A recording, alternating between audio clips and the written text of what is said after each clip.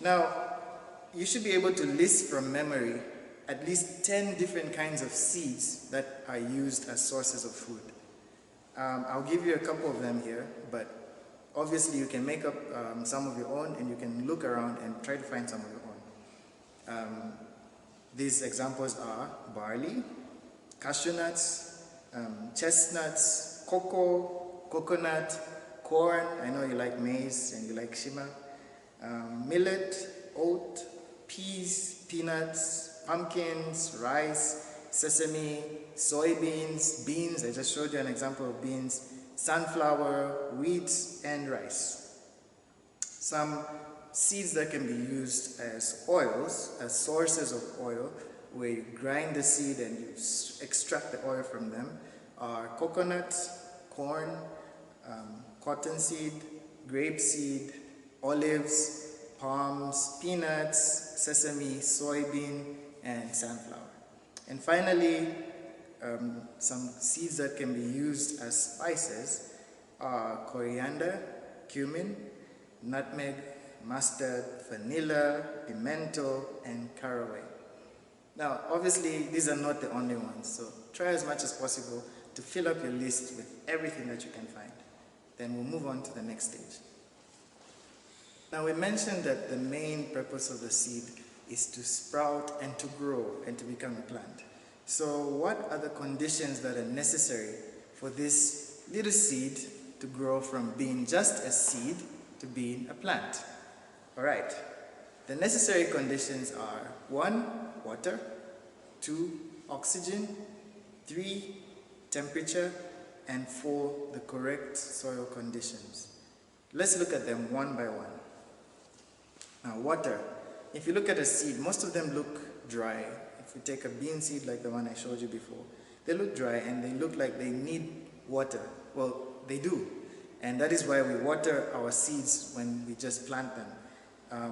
Seeds take in a lot of nutrients from the soil. They take in starch, proteins, they have oils. So they need water for them to grow well.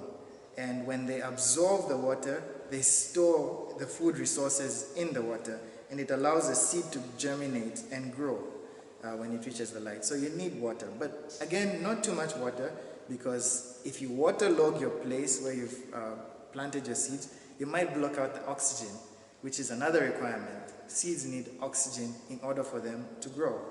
So water and oxygen, and then temperature and light. Depending on the type of seed, you need different requirements of temperature and light. Some seeds need very high temperatures, so they need to be in a very hot place. Some need lower temperatures. But when we look at most type of seeds, they need above the average room temperature. So for them to grow, they need the right condition, the right amount of heat. So you should know, based on the different types of seed, how much heat is required. Otherwise, you might destroy your seed, or your seed might not end up growing the way you want it to grow. Now, there's a process that brings out a seed to growth if it doesn't grow in those naturally occurring conditions. Let's say you give your seed all the water it needs, all the oxygen it needs, and all the temperature and sunlight that it needs, but it still doesn't grow. What do? In that case, there's a process called stratification, in which you artificially create the environment in which a seed needs to grow. Because some seeds have a requirement to be dormant for some time. So to be dormant means the seed will not germinate for a certain period of time. Not all seeds, but certain seeds are required to be dormant for a certain period of time. So in order to speed up that time in which they are dormant, the process of stratification, which means mimicking or providing the natural requirements for the seed, for it to break out from the seed coat and grow. So this might be placing it in a damp place, and maybe a place such as a sawdust, a place with sawdust or peat moss, in order to preserve them or to make them germinate. Germination is just the process by which the seed now starts to become a plant.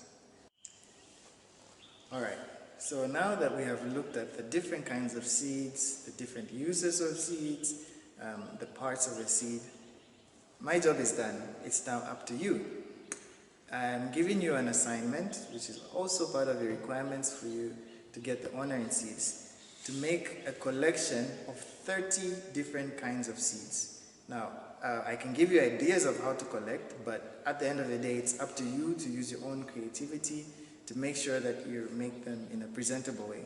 So 10 of those 30 seeds need to be, you can collect them from commercial seed packs, maybe if you look around in some stores that sell seeds, but 20 of them you have to collect by yourself.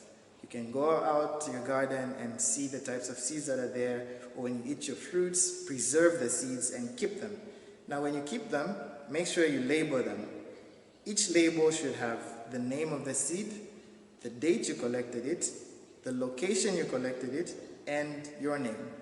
So you might use a book if you want. You can use a book and tape each seed to a page, or a large manila paper with 30 different sections where you tape your different seeds or make small pockets for each seed so that you can present this to your instructor.